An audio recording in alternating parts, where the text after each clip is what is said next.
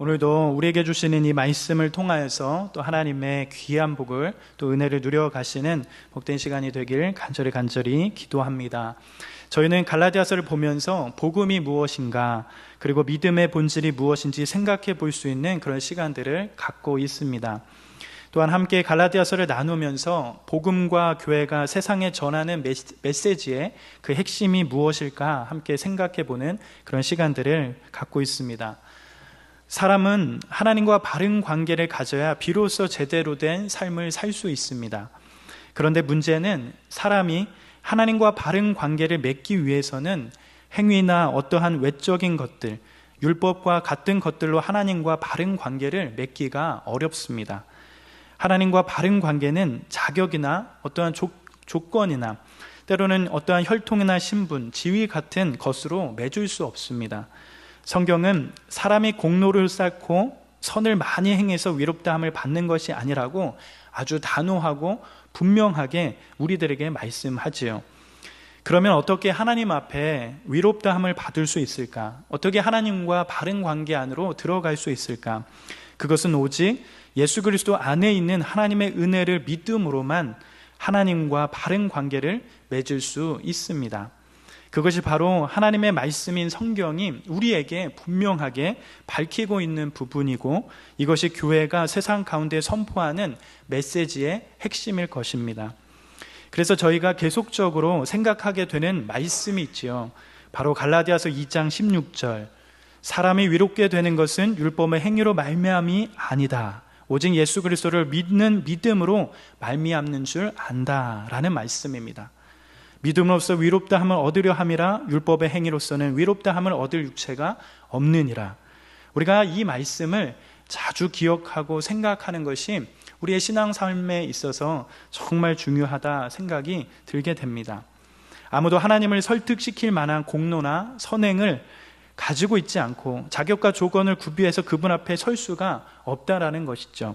이 진리가 얼마나 중요한지 사도 바울은 이 갈라디아서를 기록해 가면서 거짓 선생들의 공격을 받고 또한 속히 다른 복음으로 눈길을 돌리고 있는 이 갈라디아 지역의 교회와 성도들을 향하여 계속적으로 또한 다양한 형태로 지적하고 권면하며 밝혀가고 있습니다.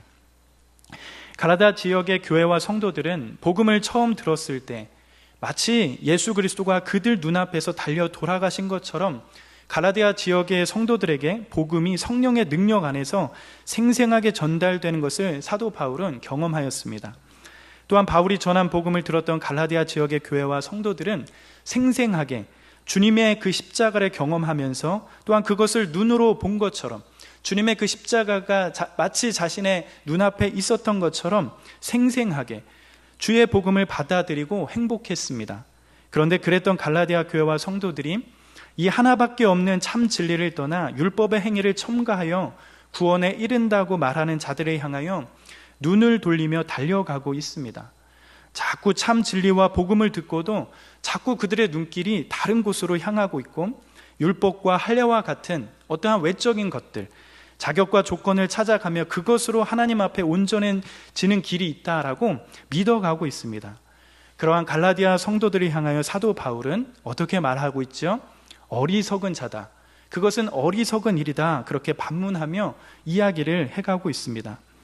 그래서 사도 바울은 어리석은 길로 가고 있는 이 갈라디아 성도들을 향하여 예수 그리스도를 믿을 때 일어나는 실체적인 실체가 무엇인지 그것들을 밝히면서 바른 믿음과 복음, 그리고 바른 신앙의 모습들을 설명해 갑니다. 그것은 바로 예수 그리스도를 믿을 때 모든 신자들은 믿음으로 또한 성령을 선물로 받는다라는 것입니다. 주님을 믿을 때 성령을 우리는 선물로 받는 것입니다. 우리가 어떤 성령을 받을 때 우리의 자격이나 조건을 구비했기 때문에 받는 것이 아니라 믿음으로 인하여서 선물로 받는 것이 바로 성령인 것이지요. 이것을 통해서 사도 바울은 이야기를 하면서 너희의 믿음이 어디서 출발했는지 그것을 반문하여 밝혀갑니다.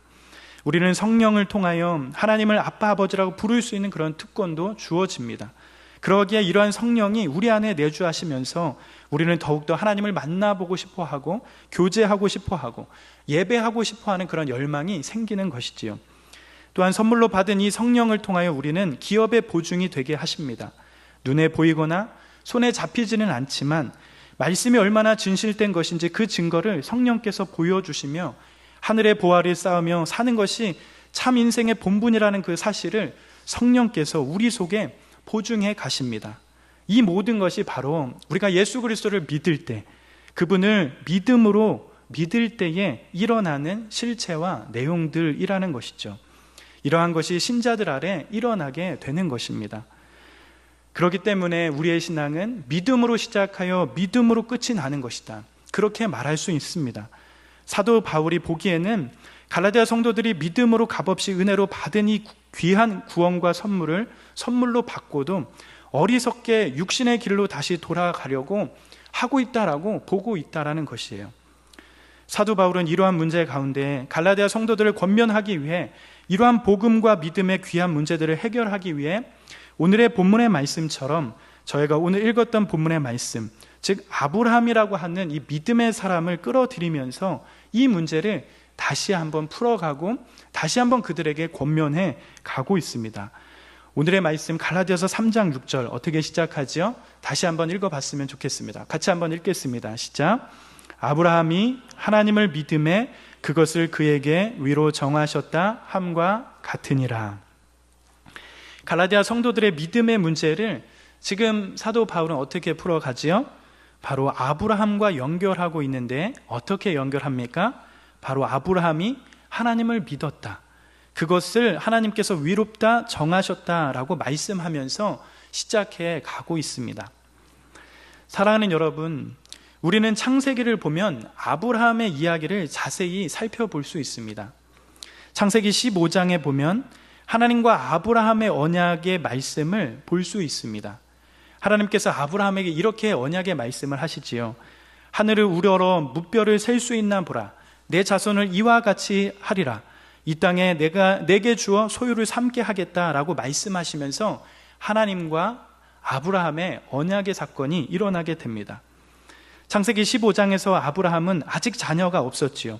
또한 아직 아브라함도 나이가 적지도 않았습니다. 그런 상황이지만 하나님께서는 아브라함에게 이러한 언약의 말씀을 하셨고 아브라함은 그 말씀을 믿었습니다. 하나님의 약속이 이루어질 것을 믿었던 것이죠. 아브라함이 하나님을 믿었을 때 하나님이 아브라함을 보시며 위롭다고 말씀해 주신 것입니다. 이 사건이 바로 창세기 15장의 내용입니다. 그러면서 창세기 17장을 보면 아브라함의 나이 99세에 하나님이 할례를 행하도록 그렇게 하셨습니다. 15장에서는 아브라함의 나이가 정확하게 몇 살인지 우리가 알지 못합니다. 그러나 적어도 99살 되기 10년이나 20년 전이었을 거라고 추론은 할 수 있습니다. 그때 아브라함이 위로 여김을 받았고 할례는 창세기 17장에서 와서야 행해졌다, 지금 20년 뒤에 했다는 것을 알 수 있습니다. 그리고 율법은 창세기 15장 사건이 있은 후로부터 무려 400년이 지난 후에 이스라엘 백성들이 애굽에 종살이를 하고 출애굽을 하면서 시내산에 왔을 때 모세를 통하여 율법을 받게 되었지요. 그러나 지금 이 갈라디아에 나타난 거짓 선생들은 예수님을 믿고 할례를 받고 때로는 율법을 지켜야 하나님과 바른 관계에 들어가는 것처럼 가르치고 있습니다. 그러기에 사도 바울은 아브라함을 연결시키면서 아브라함이 하나님 앞에 할례를 행하기도 전에 또한 율법을 받기도 전에 하나님의 언약을 믿을 때 위롭다 여김을 받았다라는 그 사실을 드러내고 있는 것이에요. 그렇다면 여러분, 성경 자체가 우리에게 가르치는 진리 중에 하나가, 중요한 진리가 무엇일까요? 성경 자체가 우리에게 가르치는 진리가 무엇일까요? 구약 성경도 율법이나 할례나 그것을 행하여 자격이나 조건 혹은 행위가 있어야 하나님과 바른 관계를 맺을 수 있는 것이 아니라 언약을 믿을 때, 하나님의 약속의 말씀을 의지하고 믿을 때 위롭다함을 받는다라고 가르치고 있다라는 것이에요. 그래서 오늘 읽은 본문 말씀 갈라디아서 3장 7절에 보면 이렇게 또한 말씀에 가고 계십니다. 우리 같이 한번 읽어볼까요? 3장 7절입니다. 시작. 그런즉 믿음으로 말미암는 자들은 아브라함의 자손인 줄 알지어다. 즉 이 말씀은 무엇이지요? 혈통적으로 유대인인지 할례를 받아서 유대교에 들어갔는지가 아브라함의 자손인가 아닌가, 또는 언약의 자손인가 아닌가를 결정하는 것이 아니라 아브라함처럼 하나님을 믿고 또 의지하는 자가 아브라함의 자손인지를 결정하는 핵심이다라고 그렇게 말씀하고 있는 것입니다. 혈통이 유대 혈통이어야 한다는 것은 성경이 가르치지 않는 내용입니다. 또는 할례를 받고 율법을 행해야 한다고 가르치는 것도 그렇게 가르치지 않습니다. 성경이 가르치는 내용은 이방인이든 때로는 유대인이든 누구든지 아브라함처럼 믿을 때 그것이 언약의 백성이 된다라고 말씀해 가시는 겁니다. 모든 진실한 성도는 누구든지 이방인이든 때로는 유대인이든 상관없이 아브라함의 자손이 될 수 있다는 것이에요. 우리가 기억해야 할 것은 믿음으로 말미암아 위롭게 되고 또한 믿음으로 말미암아 아브라함이 위롭게 되었다라는 것을 기억해야 한다라는 것입니다. 언약 백성이 되는 유일한 길은 율법을 지키거나 때로는 할례를 받는 것이 아니라 오직 믿음으로 누구든지 하나님의 언약의 자손이 되는 것입니다. 민족이나 피부 색깔이 중요한 것이 아닌 것이지요. 뿐만 아니라 아브라함 한 사람을 위롭다 하셨을 뿐만 아니라 우리를 한 걸음 더욱 나가게 하십니다. 바로 오늘 본문 말씀 갈라디아서 3장 8절 이렇게 또한 말씀해 가시죠. 같이 한번 읽어봤으면 좋겠습니다. 함께 읽겠습니다. 읽어보겠습니다. 시작. 또 하나님이 이방인을 믿음으로 말미암아 위로 정하실 것을 성경에 미리 알고 먼저 아브라함에게 복음을 전하되 모든 이방인이 너로 말미암아 복을 받으리라 하였느니라. 즉 이 말씀은 무엇이지요? 바로 아브라함 한 사람을 위롭다 하셨을 뿐만 아니라 모든 이방인과 열방을 마치 아브라함처럼 믿음으로 위롭다 하시는 것, 이것이 하나님의 본래 목적이었다라는 것을 밝히고 있습니다. 이방인들도 아브라함처럼 복을 받을 수 있다라는 것이에요. 하나님께서는 아브라함을 부르시고 아브라함이 하나님을 믿을 때 위롭다 여기셨습니다. 그러면서 하나님은 아브라함과 그의 육신적인 자손인 유대인에게만 목적을 가진 것이 아니라 아브라함을 부르시고 찾으시는, 특별히 창세기 12장부터 이방인들도 똑같은 방식으로 위롭다함을 받도록 목적하고 아브라함을 부르시고 찾으셨다는 것을 알 수 있게 되는 것입니다.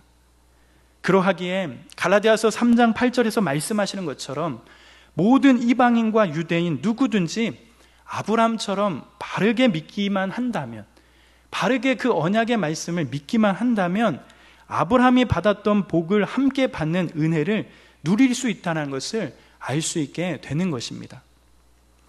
여러분, 주님을 믿는 자들은 예수 그리스도를 믿어 죄가 용서되고 천국 가는 것을 다 믿습니다. 이것을 부정하는 사람들은 거의 없을 것입니다. 그런데 이상하게도 이 땅을 살면서 받는 복은 믿음으로, 은혜로 된다라고 그렇게 생각을 하지 않는 것 같습니다. 천국 가는 것이나 죄 용서 받는 것은 믿음으로 은혜로 되지만 이 땅에서 복 받는 것은 내가 더 무언가를 해야만 하나님이 주실 수 있는 것처럼 그렇게 생각을 한다는 것이죠. 그러나 우리가 오늘 본문을 통해서 알게 되는 것은 믿음으로 은혜로 값없이 구원을 받고 하나님과 바른 관계를 맺어야 모든 복을 받는다는 그 사실을 알 수 있는 겁니다. 행위나 자격을 갖추고 하나님 앞에 복을 타낼 수 있는 사람은 아무도 없다라는 것이죠. 어떤 분들은 이런 말씀을 들으면 오해를 하시기도 합니다. 예수님만 믿으면 어떻게 살아도 된다라고 생각을 하기도 하지요. 우리의 삶과 행위는 어떻게 되는 것인가 질문을 하실 수도 있습니다. 그런데 이러한 문제가 아니라는 것을 잘 아실 것입니다. 그런 뜻이 절대로 아닌 것이죠. 때로는 주님을 믿는 이 신앙의 모습을 마치 이방 종교의 샤머니즘처럼 그렇게 만들기도 하는데 우리는 주의가 필요하다는 그 말씀을 하고 있는 것이에요. 이방 종교의 샤머니즘처럼 하나님께 무언가를 더해서 복을 받아내고 복을 타내려는 행위는 참되고 진실한 성도들에게 있을 수 없다라는 것입니다. 우리는 이미 예수 그리스도 안에서, 주 예수 그리스도 안에서 완전하게 하나님의 마음에 합한 자로 여김을 받고 이미 우리가 받을 수 있는 모든 복을 그리스도 안에서 받았다라는 사실입니다. 그런데 자꾸 우리의 신앙을 이방 종교의 샤머니즘처럼 하나님의 마음에 드는 일을 하고 또 뭔가를 아접을 해서 하나님께 복을 타내려고 하는 그런 생각들을 한다라는 것이에요. 그것이 바로 어리석은 생각을 갖는다라는 것이죠. 세상의 무지한 자들처럼 어리석은 자들이 되어서는 안 됩니다. 참되고 주님을 진실로 믿는 자들은 하나님이 우리에게 해코지 할까봐 두려운 마음에 무언가 해드리는 그러한 생각을 해서는 안 되는 것입니다. 우리는 그리스도 안에 나타난 하나님의 은혜와 사랑을 아는 자들입니다. 그렇기 때문에 보잘것없는 우리지만 하나님을 사랑하는 마음으로 거룩하게 자기를 지키고 남들이 가지 않는 길을 가고 때로는 내 이웃을 내 몸처럼 아끼고 사랑하고 종이 되어 섬기는 자들이 바로 우리인 것이죠. 예수님께서 세상에 오셔서 믿음으로 은혜로 위롭다 하는 생명의 길을 열어 놓으셨습니다. 누구든지 그 진리를 믿는 자들은 아브라함과 함께 복을 받게 될 수 있다고 선언하고 계십니다. 이것이 성경에서 말씀하시는 한결같은 증언입니다. 우리는 이 사실을 기억하고 잘 믿어 가야 할 것입니다. 그런데 이런 복된 시절에도 여전히 어리석은 사람들이 있습니다. 은혜의 시대가 열렸음에도 불구하고, 믿음의 시대가 열렸음에도 불구하고 여전히 어리석은 사람들이 있습니다.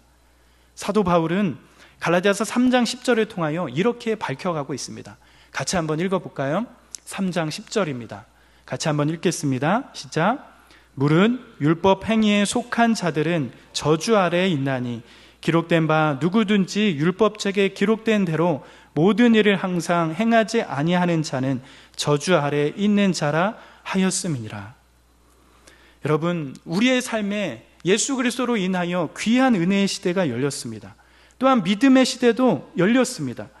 그럼에도 불구하고 귀한 은혜의 시대, 믿음의 시대에도 여전히 율법의 행위 아래에 있는 자들이 있다라는 것입니다.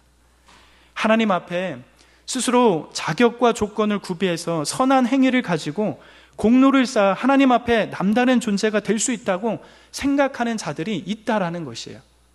그러면서 하나님을 만족시킬 수 있다고 착각하는 것이지요. 그런 자들이 누구입니까? 바로 이들은 여전히 율법 아래 머물러 있는 자들입니다. 성경은 이런 자들을 뭐라고 밝히고 있죠? 바로 저주 아래에 있다라고 말씀해 가고 있습니다.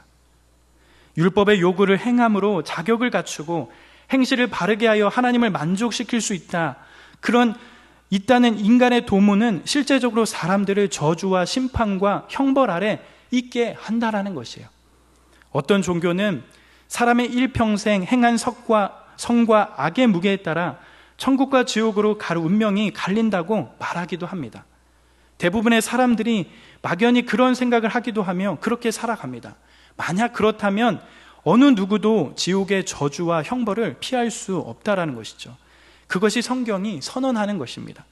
누구든지 율법책에 기록된 대로 모든 일을 항상 행하지 않는 자는 저주 아래에 있는 자라고 그렇게 말씀해 가고 있습니다. 율법은 우리가 자격을 갖추고 행위와 공로를 쌓아서 하나님과 바른 관계를 맺으라고 우리에게 완전하라고 요구합니다. 율법은 끊없이 하나님의 완전과 거룩이 어떠한 것인지 우리에게 보여줍니다. 모든 시간, 장소에서 율법을 다 완전히 지켜야만 하나님 앞에 바른 자라고 선언합니다. 그러나 생명의 율법 앞에 서면 자격 없는 자가 은혜로 값없이 얻었다는 사실을 더 많이 알게 되는 것이죠. 어머니의 모태에서부터 죄를 가지고 태어난 인생들은 율법을 항상 어디서나 지킬 것이 불가능합니다. 어쩌다가 한두 가지 지킬 수 있습니다. 하나님의 은혜와 특별한 도우심을 경험할 때 말씀을 지키고 율법을 행할 수 있습니다. 그러나 언제나 그렇게 할 수 없다라는 것이죠. 그래서 율법 아래 있는 자들은 끝없이 정죄 아래 있고 심판과 저주 아래 머물게 됩니다. 우리가 도저히 할 수 없는 자라는 것을 알 수 있게 되는 것이죠.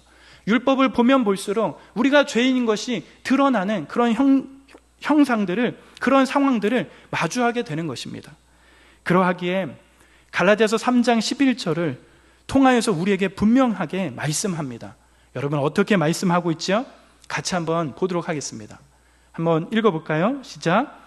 또 하나님 앞에서 아무도 율법으로 말미암아 위롭게 되지 못할 것이 분명하니 이는 의인은 믿음으로 살리라 하였음이니라.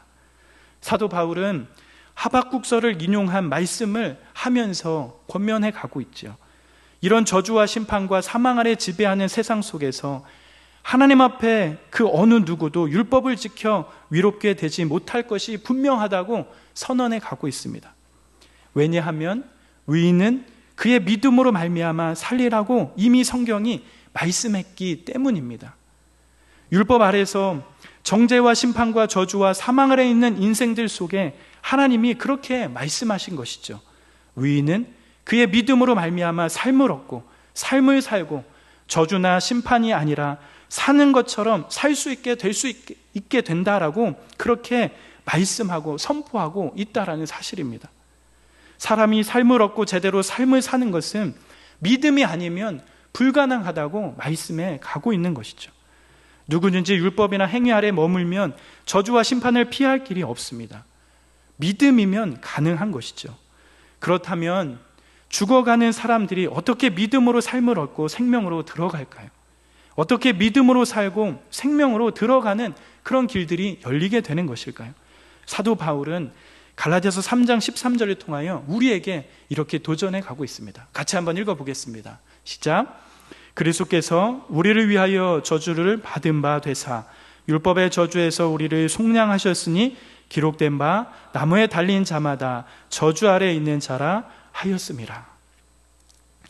초대교회 성도들이 복음을 전할 때 그 복음을 듣는 유대인들을 가장 괴롭혔던 주제는 바로 이 문제였습니다. 나무에 달린 자는 하나님께 저주를 받았음이라. 그 말한 이 구약 성경 이 기록에 걸려가는 것이죠. 그런데 초대교회 성도들이 복음을 전할 때 십자가에 달려 돌아가신 예수님이 모든 사람의 구세주라고 하며 하나밖에 없는 생명의 길이라고 했습니다. 이 선포를 들은 유대인들은 그 십자가에 다 걸려 넘어졌습니다. 십자가 나무에 달려 죽은 것은 하나님의 저주와 심판을 받았다라는 그런 상징인데 어떻게 나무에 달려 죽은 예수님이 온 세상의 구주가 될 수 있는가? 그것에 다 걸려 넘어진 것이죠. 심지어 바울도 이 부분에 걸려 넘어졌습니다. 그런데 어떻게 바울이 이 복음을 전하게 되었을까요? 사도 바울은 다메섹 도상에서 예수님을 만나면서 깨달았습니다. 예수님께서 십자가에 달려 저주를 받았지만 예수님 자신의 죄와 허물 때문이 아니고 우리의 죄와 허물 때문에 저주를 대신 받고 십자가에 달려 돌아가신 것을 깨달았습니다. 예수님께서 우리를 대신하여 저주를 받으심으로 우리를 속량하셨습니다. 속량이라는 것은 값을 지불하고 자유하게 하였다라는 것입니다. 노예나 종에게 몸을 완전히 지불하여 더 이상 종으로 잡아둘 수 없고 자유롭게 놓아주는 것이 속량이라는 단어입니다. 예수님께서는 우리를 대신하여 저주를 받으심으로 율법 아래 있으면서 스스로 하나님과 바른 관계를 맺으려 했던 수많은 저주를 다 예수님께서 대신 받음으로 값을 지불하시고 우리를 자유케 하신 것입니다. 다시는 행위를 위지하여 정죄 아래 떨어지는 법이 없도록 생명의 길을 열어놓으셨습니다. 은혜의 길, 믿음의 시대를 예수 그리스도 안에서 열어놓으신 것입니다. 우리는 이 사실을 기억하고 믿어야 합니다. 다른 것에 한눈 팔지 않고 어리석은 일에 넘어가지 않도록 주의해야 하는 것입니다. 우리의 믿음은 행위와 율법으로 구원받지 않습니다. 오직 예수 그리스도 안에서 예수 그리스도의 공로를 믿음으로 구원받고 위롭게 됨으로 하나님과 바른 관계를 맺을 수 있습니다. 이것이 얼마나 놀라운 소식입니까? 얼마나 은혜의 복된 소식이 되는 것입니까? 아무 자격 없는 우리들에게, 우리 안에서 해결할 수 없는 것이 아무것도 없었던 우리들에게 예수 그리스도 안에서 모든 것이 가능하도록 열어주셨습니다. 이것이 복음이죠. 모든 저주와 형벌, 때로는 죄와 사망이 만들어 놓은 그 죽음에서 오직 그리스도의 그 한량없는 은혜로, 그 대속의 은혜로 우리 모두가 건짐 받았다라는 것이에요. 이것이 놀라운 소식입니다. 이것이 은혜입니다. 이것을 통해서 우리가 생명으로 가는 그런 길들이 열렸다는 것입니다. 우리는 이 사실을 날마다 마음에 새기고 잊지 않고 그렇게 살아가야 할 줄 믿습니다. 사랑하는 여러분, 사도 바울은 어리석은 길로 가는 갈라디아 지역의 교회와 성도들을 향하여 오직 구원은 믿음으로 받는다는 것과 더불어서 은혜로 구원을 받는다는 것을 권면해 가면서 밝혀나가고 있습니다. 그것을 증명하기 위해 아브라함을 연결시키고 또한 율법이 아니요 할례가 아니라 믿음으로 위롭게 여김을 받았다는 것을 증명해 갑니다.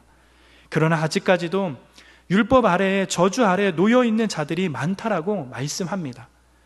예수님께서 이 세상에 오셨음에도 불구하고, 예수 그리스도께서 십자가에서 모든 저주와 심판을 받았음에도 불구하고 예수 그리스도의 공로를 의지하지 못하고 신뢰하지 못하는 자들이 많다라고 밝혀가고 있습니다.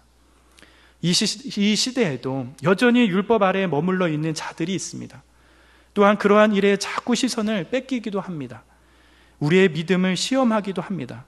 그러나 주님을 믿는 우리들은 주님의 이 귀한 고난을 묵상하고 함께 참여하면서 우리 속에 자격과 공로는 없지만 예수님께서 우리를 위하여 대신 저주 받으심으로 열어놓으신 그 생명의 길을 정말 걸어가는 그 영광스러움과 감격이 우리 가슴 속에 회복하는 그런 은혜가 넘쳐나기를 기도합니다.